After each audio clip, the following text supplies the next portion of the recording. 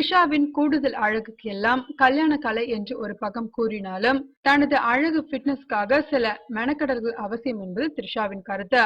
அப்படி பார்த்து பார்த்து உடம்பை பாதுகாத்து போய்தான் தமிழ் தெலுங்கு சினிமா உலகில் கடந்த 10 ஆண்டுகளுக்கு மேலாக தனக்கென்று ஒரு இடத்தை தக்க வைத்துக் கொண்டுள்ளார் த்ரிஷா.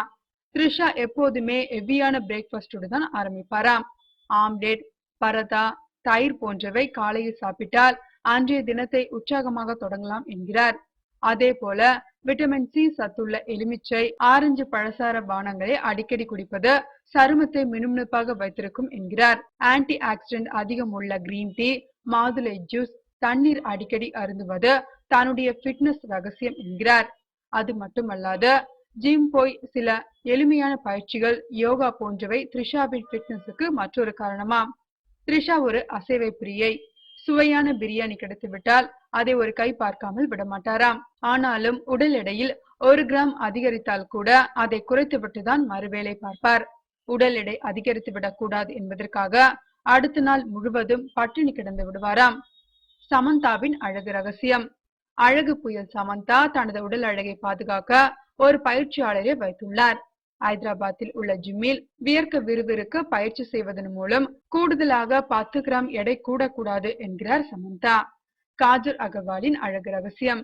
பாலிவுட் தொடங்கி ஹாலிவுட், டோலிவுட் என பரபரப்பாக இருக்கும் காஜல் அகர்வால் 18 வயதில் இருந்தே ஜிம் செல்லும் வழக்கத்தை வைத்திருக்கிறாராம்.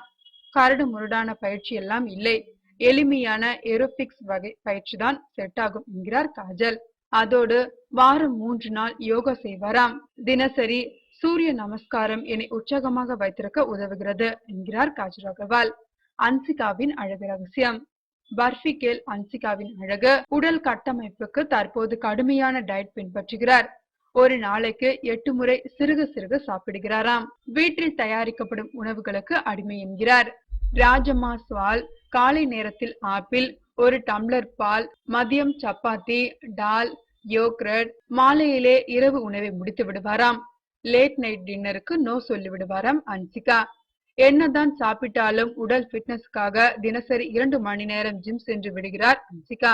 அதனால்தான் பப்ளி கேலாக இருந்த அன்சிகா இப்போது இஞ்சி இடுப்பழகாக இருக்கிறார். உடல் பயிற்சி, யோகா, மெடிடேஷன் அனைத்தையும் முடித்த பின்னர் மில்க் ஷேக் சாப்பிடுவது அவரது வழக்கமாம்.